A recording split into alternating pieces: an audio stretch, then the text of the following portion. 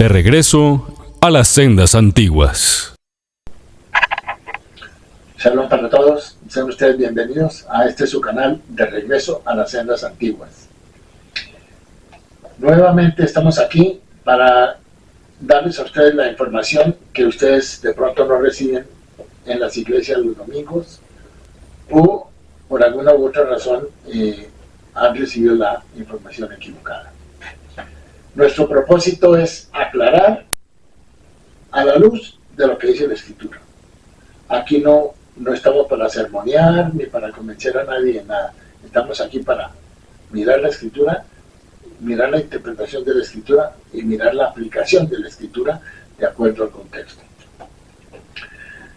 Hoy vamos a enfocarnos en nuestro propósito aquí es cubrir el tema del libro de Mateo y mirar y descubrir cómo es que el Nuevo Testamento, los escritores del Nuevo Testamento utilizaron textos de la Biblia hebrea o mal llamado Antiguo Testamento para apoyar sus falsos mensajes del Nuevo Testamento, y vamos a descubrir que esto fue una manipulación de textos, ¿sí? ¿Por qué? Porque el contexto nunca se da, es un versículo aquí, un versículo allá, que más o menos está de acuerdo con lo que ellos quieren decir en el Nuevo Testamento, pero no hay ninguna profundidad, no hay ninguna explicación coherente, lógica, a el tema de los verbos que citan de la Biblia hebrea. Vamos a comenzar con el capítulo 3, hoy nos compete capítulo 3 y 4 de Mateo. Vamos a comenzar con el capítulo 3. El capítulo 3 nos habla, dice: en aquel día vino Juan el Bautista predicando en el desierto de Judea y diciendo: arrepentidos porque el reino de los cielos se ha acercado. Aquí la cita que nos da es de Daniel 2:44, donde se habla del tema de la estatua, que viene, una piedra viene, destroza los dedos de los pies, y obviamente eso puede significar el advenimiento de un nuevo reino, etcétera, etcétera, la era mesiánica, en fin. Entonces, Juan el Bautista está explicando acerca de el reino de los cielos. Y cuando hablamos del reino de los cielos, nos estamos refiriendo a un concepto hebreo. El reino de los cielos lo llamamos el Malhut Adonai, y es el reino de Dios o el reino de los cielos. Es un reino que llegará cuando aparezca la era mesiánica. Así que es una condición utópica que el judaísmo ha elaborado, gracias a la cual el judaísmo todavía históricamente tiene su esperanza en un reino mesiánico, en un futuro mejor, un mundo mejor. Y obviamente que el reino de Dios no ha llegado. El reino de los cielos no ha llegado. Y lo que predicó o lo que estaba anunciando Juan Bautista no llegó. Y si Juan Bautista se refería a que con la venida y la aparición de Jesús el reino mesiánico vendría, tampoco sucedió. El reino mesiánico no vino. Y hasta este momento, 2000 años más tarde, el reino mesiánico no ha venido. Y el Mesías tampoco ha venido. Eso es lo que tenemos ahí. Y luego en el versículo 3 dice: pues este es aquel de quien habló el profeta Isaías cuando dijo: voz que clama en el desierto, preparad el camino del Señor, enderezad sus sendas. Esto nos lleva, la cita de Mateo nos lleva a Isaías capítulo 40, versículo 3. Aquí está hablando de algo diferente. ¿Por qué? Porque en Mateo 40, el Eterno a través de Isaías, y aquí hablamos del segundo Isaías, dice: consolados, consolados, pueblo mío, dice vuestro Dios. Y luego le dice al profeta: hablad al corazón de Jerusalén, decidle a voces que su tiempo es ya cumplido, que su pecado es perdonado, que doble ha recibido de la mano de Dios por todos sus pecados. El Eterno decidió que ya era suficiente el castigo para el pueblo que fue llevado cautivo, el pueblo judío, que en realidad representaba a todos los israelitas que estaban ahí, pero la mayoría eran judíos de la tribu de Judá, fueron llevados cautivos a Babilonia. Entonces aquí estamos hablando del cumplimiento de, del destierro o la cautividad babilónica. Y aquí el Eterno está diciendo, suficiente, ya he recibido el doble por su pecado. O sea, los castigó, más allá de lo que ellos merecían, lo que nos está diciendo acá. Entonces el Eterno por eso dice, consolados, consolados. Este es un mensaje de consolación. Isaías capítulo 40 en adelante es un mensaje de consolación para Israel. Luego en el versículo 3 dice, vos que clama en el desierto, preparad camino a Dios, enderezad calzada en la soledad a nuestro Dios. Todo valle sea alzado y bájese todo monte y collado. Y lo torcido se enderece y lo áspero se llane. Y se manifestará la gloria de Dios y toda carne juntamente la verá, la gloria, porque la boca del Eterno ha hablado. Bueno. Entonces, primero que todo aquí vamos a decir algunas cosas. Lo primero que vamos a decir aquí es que Juan, primero que todo Juan no era Elías. ¿Por qué? Porque Juan el Bautista en Juan 1:21, cuando le preguntaron si era el profeta, si era el Mesías, o si era Elías, dijo que no, que ninguno de esos. También Juan está hablando del reino de Dios que no ha llegado. Así que se ha acercado, pero no ha llegado. El reino de Dios aún no ha llegado, ni llegó con la aparición de Jesús. El profeta Elías, anunciado en Malaquías 4:5, aún no ha venido. Y tampoco es Juan el Bautista. Así que Jesús se equivocó cuando dijo que Juan Bautista era Elías. Porque las pretensiones de Jesús de ser el Mesías daban para el cumplimiento de que en ese momento él creyera que Juan el Bautista era el Elías que había sido prometido en Malaquías 4:5. Pero esto no sucedió. Entonces podemos decir que Jesús se equivocó cuando identificó a Juan el Bautista como Elías.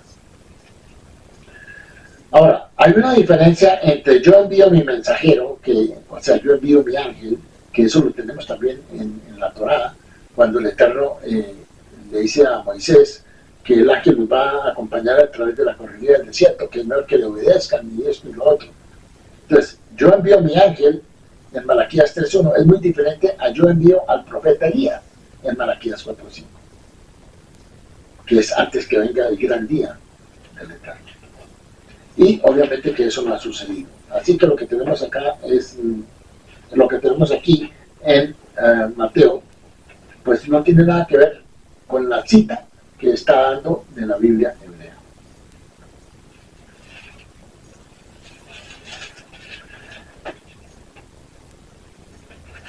Y por eso dice, despejen el camino del Señor, el camino de Jerusalén, para que sus desterrados regresen en medio de ella.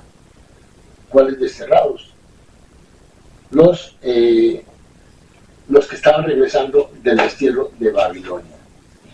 Por eso dice el primer versículo, consolad, consolad a mi pueblo, vuelve a sus futuras profecías, como desde aquí hasta el final del libro. Son palabras de consolaciones, y esta sección la separó de las profecías de retribución, que obviamente van del 1 al 39, y luego del 40 en adelante habla de la consolación.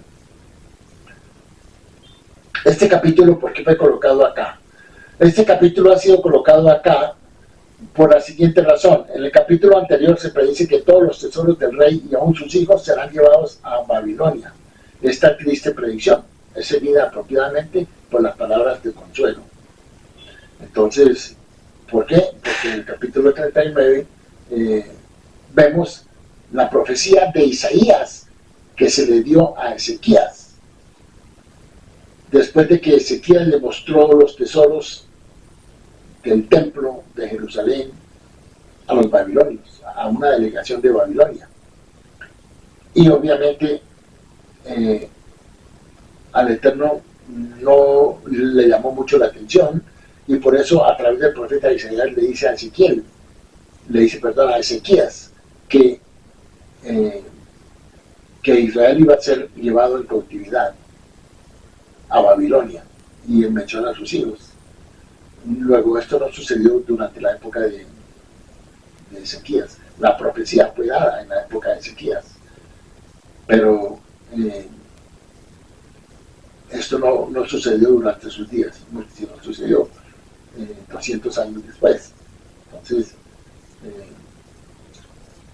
tenemos aquí que ahora, que esto termina en el capítulo 39 de Isaías, ahora viene el cumplimiento de que Dios, una vez que los 70 años de cautiverio de Judá o Israel han sido cumplidos, es hora de que regresen.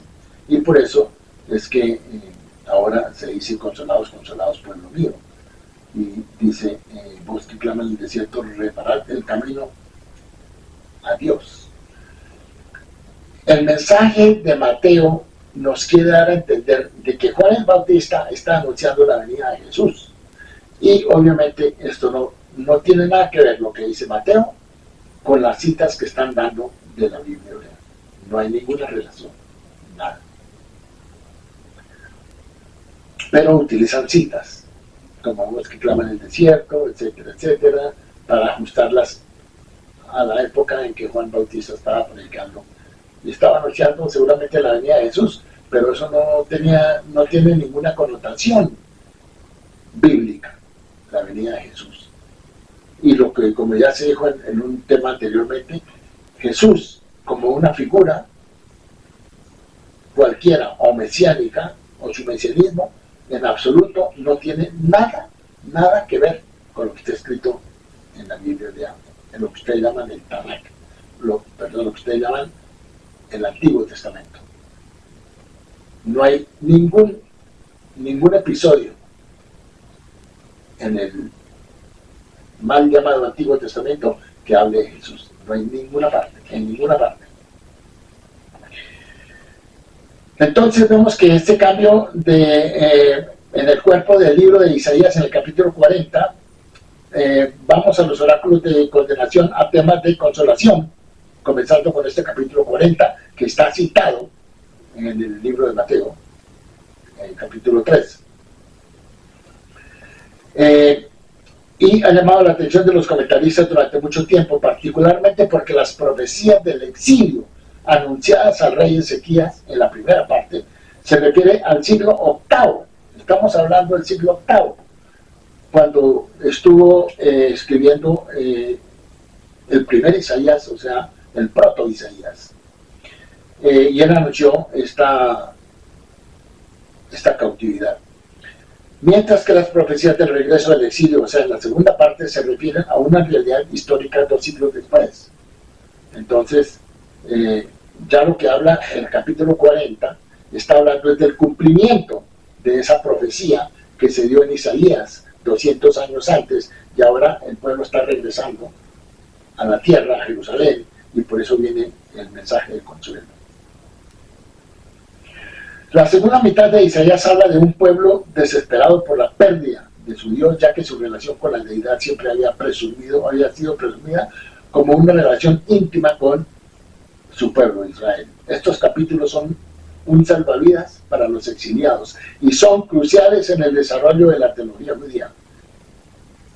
Y la mayoría de las Haftarot, que son las lecciones que acompañan cada una de las parashot semanales que se cubren durante un año, son lecturas que acompañan el mensaje, pero es un mensaje de consolación. Así que si vamos a mirar este tema del libro de Isaías, podemos dividirlo casi que en 3 partes. Una primera parte podría ser del capítulo 1 al 39, que se puede catalogar como el proto Isaías o el primer Isaías. Luego tenemos el segundo Isaías, que va del capítulo 40 en adelante, y se le llama el Deutero Isaías, después de Isaías. Pero algunos lo colocan del 40 al 55, donde hay un conjunto de varias unidades que se han subdividido en diversas formas a lo largo de los siglos. También hay el tercer Isaías, que es el trito de Isaías, del capítulo 56 al 66, donde hay un amplio concepto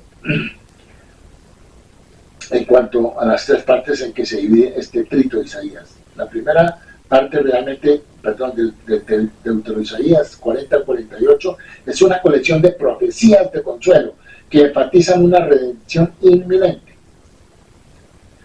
Estos oráculos están dirigidos a los exiliados babilónicos, o sea, los que están regresando del exilio de Babilonia, llamados Jacob o Israel, y destacan el poder de Dios como creador del universo y cumplidor de las profecías. La segunda parte de los capítulos 40 al 55 es un grupo de profecías dirigidas a Sion, o sea, Jerusalén, y estos materiales enfatizan su reconciliación con Dios y la restauración física. Y la tercera parte son capítulos del 56 al 66, que es un grupo diverso de profecías de reprensión social y religiosa y de esperanza. Estos están aparentemente dirigidos a la comunidad de Judea, restaurada nuevamente a su patria. Entonces, eso es lo que tenemos acá. Luego, lo que está hablando Juan el Bautista, está utilizando, queriendo decir que él está anunciando la venida de Jesús y quiere apoyarse con textos de la Biblia hebrea que tienen otro concepto, que están hablando de otra cosa, pero no hay relación ninguna, no hay ninguna relación entre los textos citados en Mateo capítulo 3 y los textos que van a dirigirnos a Isaías 40. El siguiente aspecto que vamos a ver hoy tiene que ver con Mateo capítulo 3 versículos 16 y 17, que tiene que ver con lo que se llama el bautismo de Jesús. Y entonces vamos a leer lo que dice aquí. Vamos a comenzar el capítulo 3 versículo 16. Y Jesús, después que fue bautizado, subió luego del agua, y he aquí los cielos fueron abiertos, y vio al Espíritu de Dios que descendía como paloma y venía sobre él. Primero que todo hay que decir que el Espíritu del Eterno no puede ser personificado de ninguna forma. Porque si es el Espíritu, es un Espíritu, no tiene cuerpo. Además, es una connotación absurda personificar el Espíritu de Dios. Eso va en contra de lo que nosotros creemos que Dios es incorpóreo, no tiene forma. Y su espíritu, pues es un espíritu. ¿Cómo va a venir en forma de paloma? Eso no puede ser. No tiene ningún fundamento bíblico. Y luego, el versículo 17 dice, y hubo una voz de los cielos que decía, este es mi Hijo amado, en quien tengo complacencia. Entonces, el escritor de Mateo se apoya en Isaías 42:1. Bueno, vamos a ir a Isaías 42:1 a ver qué nos dice.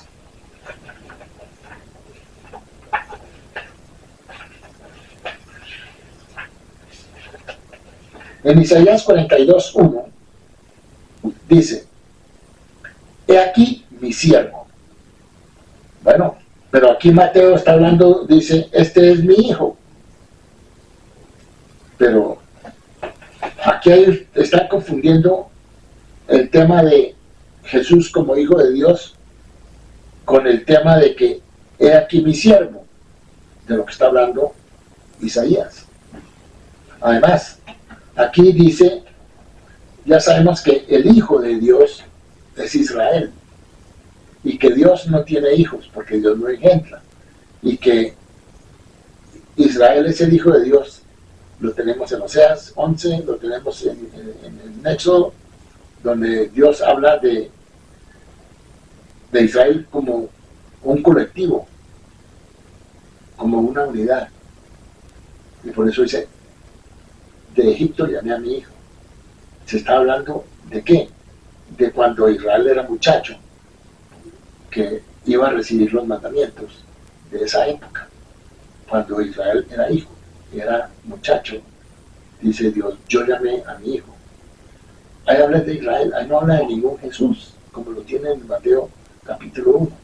Entonces, también aquí está hablando, dice, este es mi hijo. Pues en ninguna parte de la Biblia hebrea se dice que Dios se está refiriendo a un ser que está siendo bautizado, que es su hijo. Perdónenme, pero eso no existe. Dios no tiene hijos. Todos somos hijos de Dios por creación. Pero que sea el hijo de Dios, entonces tendría que ser Israel. Y además, aquí habla del siervo. Dice mi siervo.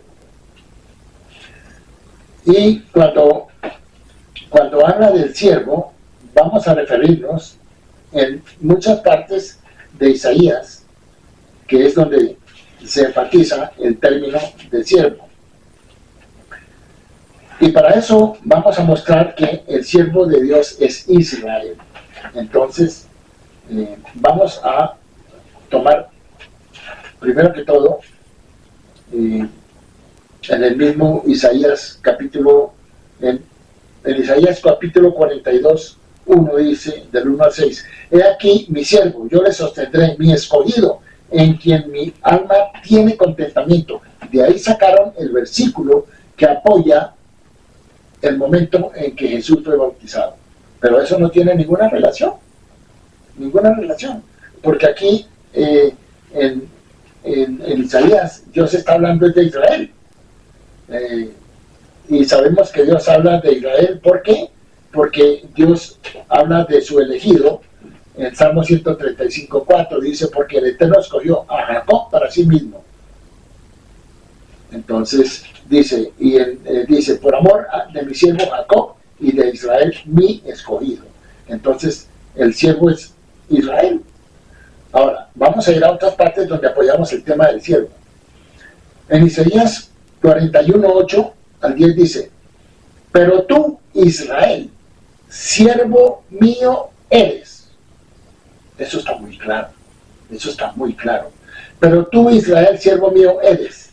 Tú, Jacob, a quien yo escogí, descendencia de Abraham, mi amigo. Porque te tomé de los confines de la tierra y de tierras lejanas te llamé y te dije, mi siervo eres tú, te escogí y no te deseché. Bueno, también tenemos en Isaías 44, del 1 al 3 dice, y el 44:21 dice, ahora pues, oye Jacob, siervo mío, y tú, Israel, a quien yo escogí. Aquí tenemos. Y luego dice en el versículo 2 del capítulo 44, Dios, así dice Dios, hacedor tuyo, y el que te formó desde el vientre. O sea, es una metáfora de que Dios concibió a su pueblo desde un vientre, desde el momento que estaba siendo concebido, como una unidad de pueblo. Es una metáfora. El cual te ayudará, no temas, siervo mío Jacob, o sea Israel, y tú Jesurún, es un título honorífico de Israel, a quien yo escogí. Y luego en 49, Isaías 49, del 1 al 7 dice, oídme costas y escuchad pueblos lejanos. Dios me llamó desde el vientre, desde las entrañas de mi madre, y tuvo mi nombre en memoria, y puso mi boca como espada aguda. Mi siervo eres tú, oh Israel, porque en ti me gloriaré. Ahora, tengamos en cuenta algo más. Si Isaías habla del siervo como Israel, es obvio que cuando llegamos al capítulo 53, el siervo sufriente tiene que ser Israel, no puede ser nadie más. Si Isaías ha venido hablando del siervo desde capítulos anteriores y se ha referido solamente a Israel, ¿por qué en el capítulo 53 iba a hablar de alguien más? ¿No? Entonces, por eso es que el siervo sufriente de Isaías 53 es Israel. Y luego en el capítulo 49, versículo 7 dice, así ha dicho Dios, Redentor de Israel, el santo suyo, al menospreciado del alma, al abominado de las naciones. O sea, Israel siempre ha sido abominado por las naciones, ha sido desechado, ha sido mirado como de lejos, como diferente. Y es que Israel es diferente, tiene que ser diferente, porque Israel es el pueblo que Dios escogió para llevar un mensaje al mundo, para hacer luz a las naciones. Entonces, eso es lo que distingue a Israel de todas las otras naciones del mundo.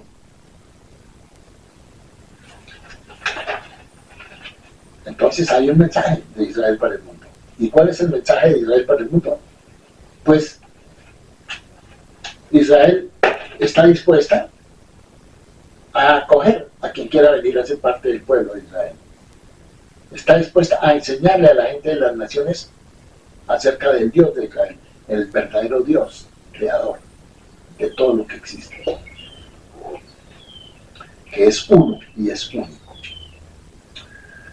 Bueno, entonces ahí terminamos con el capítulo 3 y ahora vamos a ver, vamos a entrar al capítulo 4 de Mateo. En el capítulo 4 de Mateo tenemos lo que se llama la tentación de Jesús.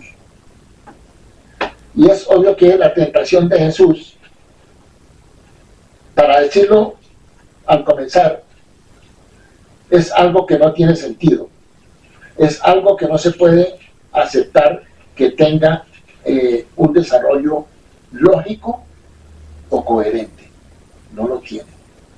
Además de que es un episodio donde se involucra a un Satanás, que es muy mencionado en el Nuevo Testamento. Pero es que Satanás no es ningún tentador del ser humano. Satanás, si usted quiere pensar de Satanás, Satanás es un siervo de Dios que está al servicio de Dios. Y Satanás, si usted quiere pensar en eso, piense que es un ángel que está al servicio de Dios y que no obra en contra del ser humano. Entonces, lo que llamamos la tentación de Jesús en el desierto no tiene sentido, porque no es coherente. Vamos a ver por qué. Entonces Jesús fue llevado por el Espíritu al desierto para ser tentado por el diablo.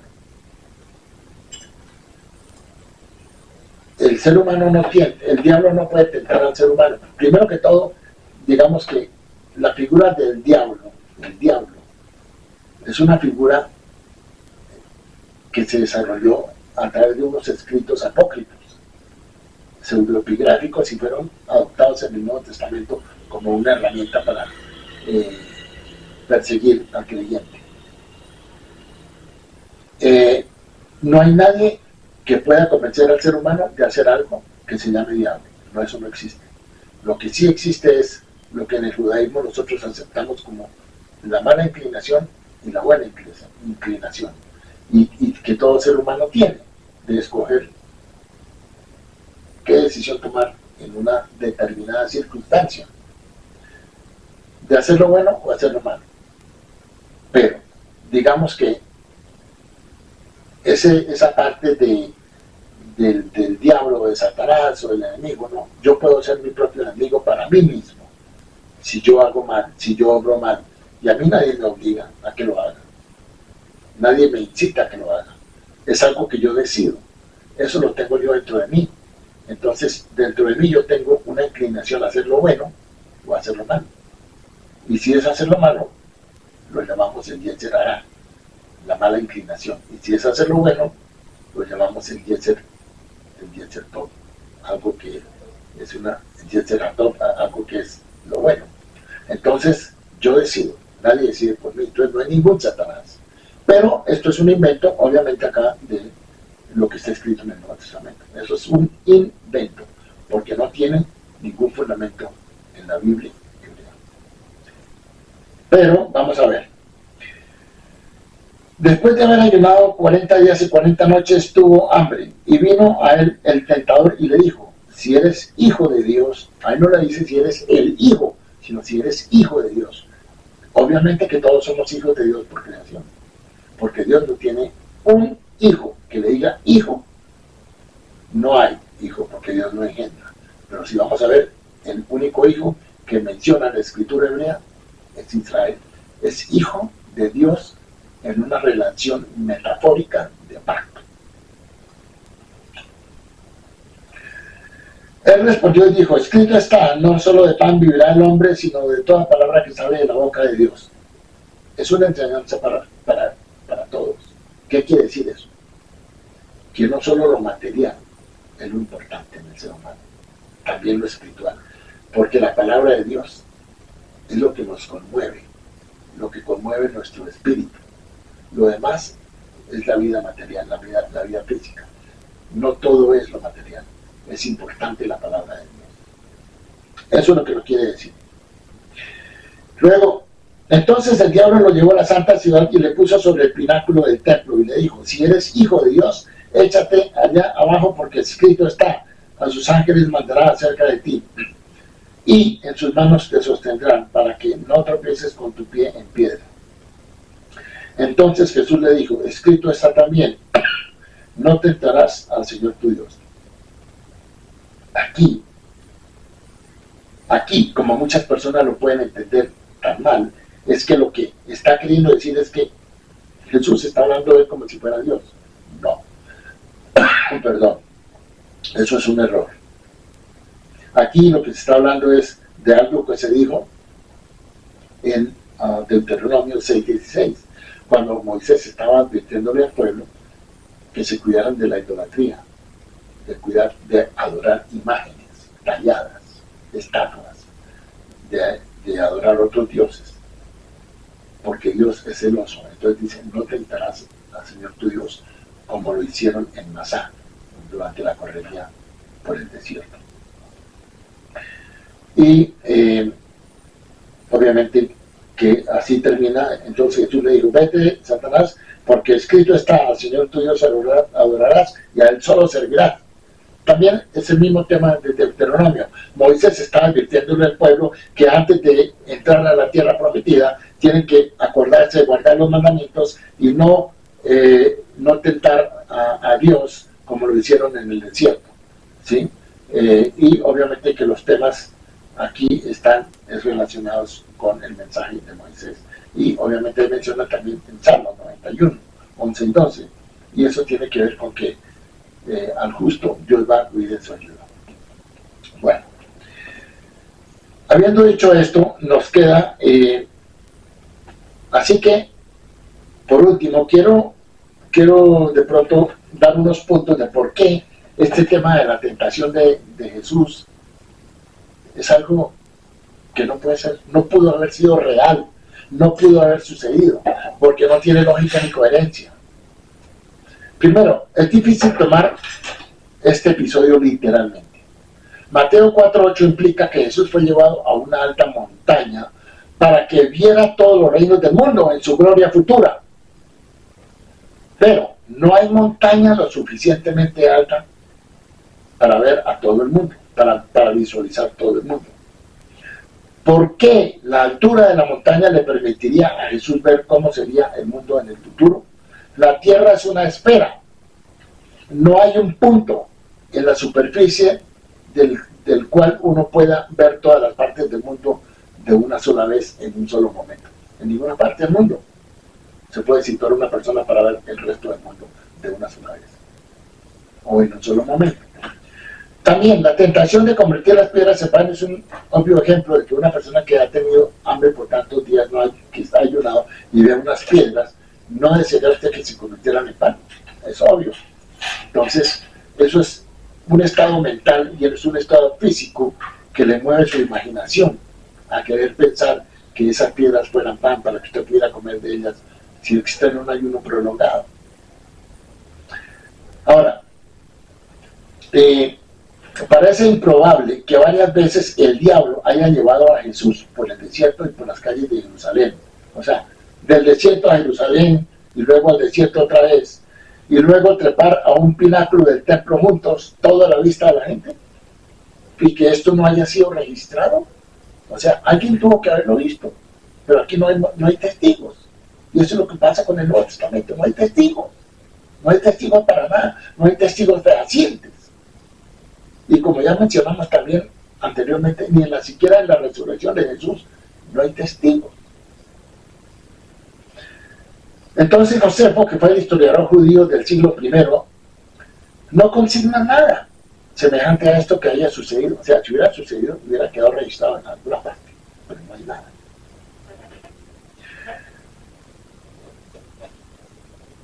Si Jesús fue tentado por el diablo cada día y las tentaciones ocurrieron solo en el desierto, entonces se desprende que Jesús no pudo haber dejado el desierto para ir a Jerusalén o viajar a una alta montaña. Por lo tanto, estas cosas no pudieron haber ocurrido literalmente.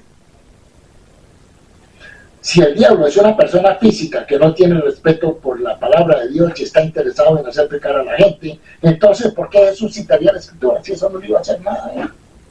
Si el diablo no respeta la palabra de Dios, ¿para qué Jesús le iba a recitar la Escritura? Si eso no le iba a servir de nada.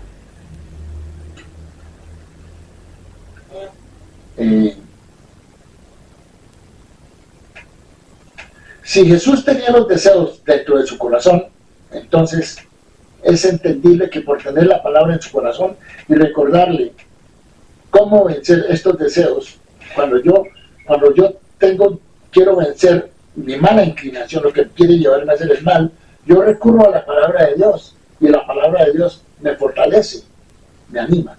Entonces, eso está en Salmo 119:11, donde dice: en mi corazón he guardado tus palabras para no pecar contra ti, acerca de los mandamientos. Bueno, eso con el tema de la tentación. Entonces ahí tienen que eso no tiene ningún valor material, ni literal, y que pueden tomarlo como que nunca ha sucedido, porque no hay ninguna prueba, además de que es una narrativa ilógica, incoherente. Vamos ahora a terminar con el siguiente punto, que es, lo encontramos en Mateo capítulo 13, Mateo capítulo 4, versículo 13 al 17, donde dice: saliendo de Nazaret fue a vivir en Capernaum, que está junto al mar, en la región de Zabulón y de Neftalí, para que se cumpliera lo que fue dicho por medio del profeta Isaías, cuando dijo: tierra de Zabulón y tierra de Neftalí, camino del mar, al otro lado del Jordán, Galilea de los gentiles. El pueblo asentado en tinieblas vio una gran luz, y a los que vivían en región y sombra de muerte, una luz les resplandeció. Ya vemos, y ya el entendimiento en el cristianismo es que con la llegada de Jesús, y como visitó la región de Galilea y de Capernaum, y que estaba en esa región, que ese pueblo que estaba en tinieblas, ¿por qué? Porque no conocían la palabra o no había venido Jesús. Entonces con la venida de Jesús vieron gran luz, ¿sí? Y una luz le resplandeció. Ese es el mensaje que se enseña en el cristianismo o en el catolicismo. Pero este mensaje no es para esa época, porque aquí lo que está citando es el libro de Isaías nuevamente. Y en el libro de Isaías, vemos que aquí está hablando mas no habrá siempre oscuridad para los que están ahora en angustia, tal como la aflicción que le vino en el tiempo que livianamente tocaron la primera vez, a la tierra de Zabulón.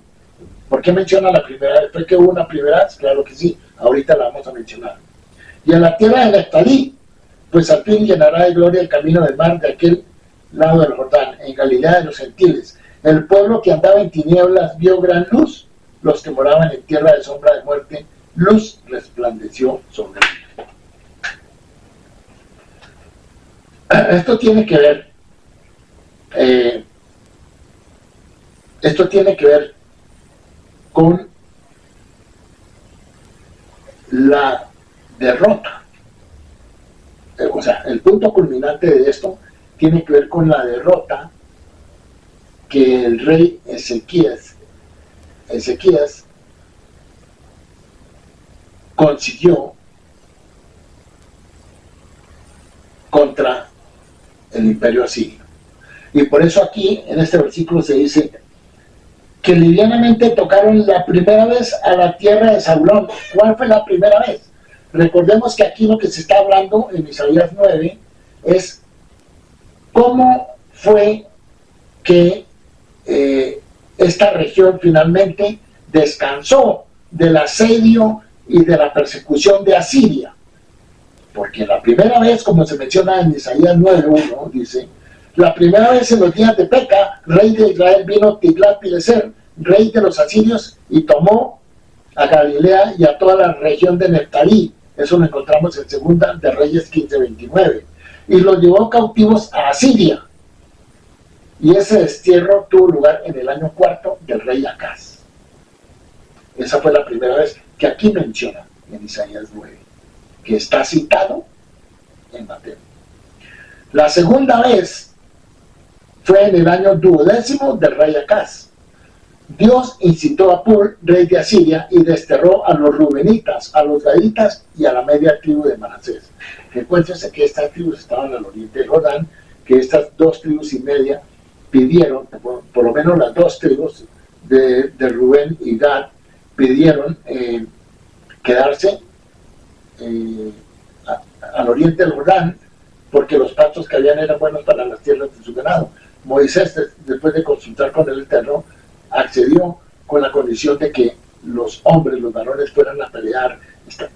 En este momento iba a comenzar la conquista de la tierra prometida.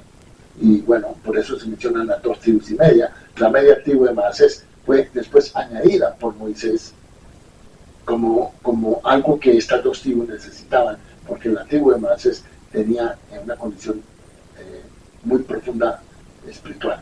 Entonces, fue algo que sucedió en esa época. Pero bueno, aquí estamos hablando de por qué en la segunda invasión del rey de Asiria se desterraron a los rubenitas y a los gaditas, o sea, las tribus de Rubén y de Gad, y decimos que esto lo encontramos en Primera de Crónicas 5:26. Este destierro se produjo en el año 12 de Acaz, al comienzo de la rebelión de Oseas. Oseas era rey de Israel. Aquí estamos en un momento donde el reino de Israel, después de la monarquía de Saúl, David y Salomón, se partió en 2, y estamos hablando de lo que está sucediendo con Israel, o sea, las 10 tribus del norte. Y luego, y el rey de Asiria, aquí estamos hablando de la segunda invasión. Este destierro se produjo en el año 12 de Acaz, al comienzo de la rebelión de Oseas, como se afirma en Segunda de Reyes 17. Oseas era un rey que estaba, un rey del reino de Israel, que es de Samaria, que estaba pagando un tributo al rey de Asiria. Pero en algún momento, 8 años después de este acontecimiento, él se cansó y quiso hacer un arreglo con Egipto. Entonces el rey de Asiria le causó cierto resentimiento, y por eso decidió invadir. Entonces el rey de Asiria halló conspiración en Oseas. ¿Por qué? Porque él se fue a pedir ayuda a Egipto, después de haberse subordinado a él durante 8 años. Ese es el segundo destierro. El tercer destierro tuvo lugar en el año 6 de Ezequías. El año 9 de la sublevación de Oseas, cuando Samaria, que es la capital, fue tomada por Salmanasar, y todos fueron desterrados. Esto es lo que se dice aquí, porque no hay cansancio para el adversario. O sea, estamos hablando ya aquí del tema de la invasión, el destierro completo de las 10 tribus. Así que cuando se habla aquí en 9:2, el pueblo que andaba en tinieblas, los habitantes de Jerusalén, que estaban entenebrecidos por su temor de caer en manos de Sennacherib. ¿Y quién era Sennacherib? Pues era el rey de Asiria, que había amenazado a Ezequías, que era el rey de Judá, y lo amenazó, y Ezequías tuvo que pagar el tributo por un tiempo, y se dice que Ezequías hasta las puertas de oro del templo, quiso sacar el oro de ahí para pagar el tributo a Sennacherib. Pero llegó el momento que ya no se podía más, entonces Sennacherib amenazó con invadir a Jerusalén. Ya habían provincias de Judea que habían sido invadidas por Sennacherib, pero Sennacherib quería entrar a Jerusalén. Y aquí es donde el Eterno, a través del profeta Isaías, le dice a Ezequías: no se preocupe, porque Dios no va a permitir que los asirios ni siquiera disparen una flecha contra Jerusalén.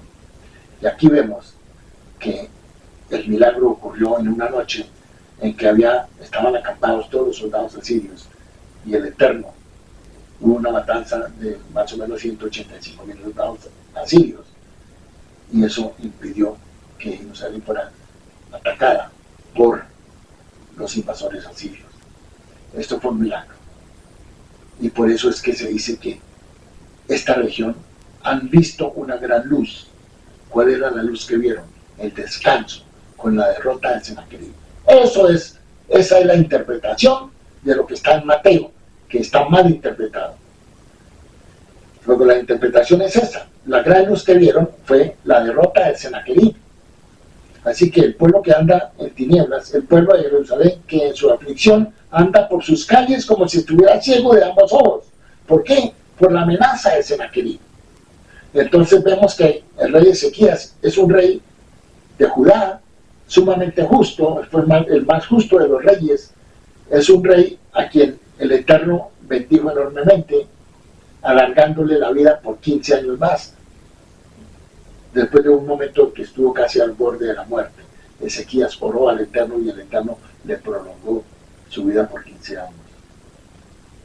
Y también Ezequías se le considera un príncipe de paz. Y más adelante, vamos a ver más adelante en el mismo libro, en el mismo capítulo de Ezequías, de Isaías 9, que es Ezequías a quien el Eterno se refiere en Isaías 9:6 en adelante. Entonces, pues con esto esperamos terminar este cubrimiento del capítulo 3 y parte del capítulo 4 sobre el tema de Mateo. Y quiero que nos queda como resumen que estamos reconfirmando que el Nuevo Testamento tomó versículos y textos de la Biblia hebrea, o mal llamado Antiguo Testamento, y los transpuso en los escritos del Nuevo Testamento, que no tienen nada que ver con los escritos de la Biblia hebrea.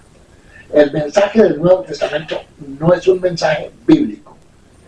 Bíblico no es. Bíblico si lo comparamos con la Biblia hebrea o el Tanakh, no lo es.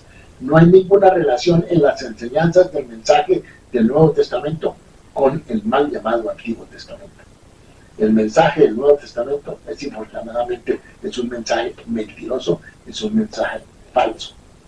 No hay ninguna veracidad, no hay ningún fundamento bíblico para ello. Entonces, yo espero que ustedes, si están interesados y se han quedado a ver este video, este tiempo, ustedes puedan ir y mirar y corroborar y confirmar si lo que aquí decimos está relacionado con lo que está en la Escritura. Porque aquí no venimos a predicar, aquí no venimos a hablar bonito, aquí venimos a darles una información que ustedes puedan recoger y tomar decisiones sobre esa información. Así que yo me despido, muchas gracias por su atención.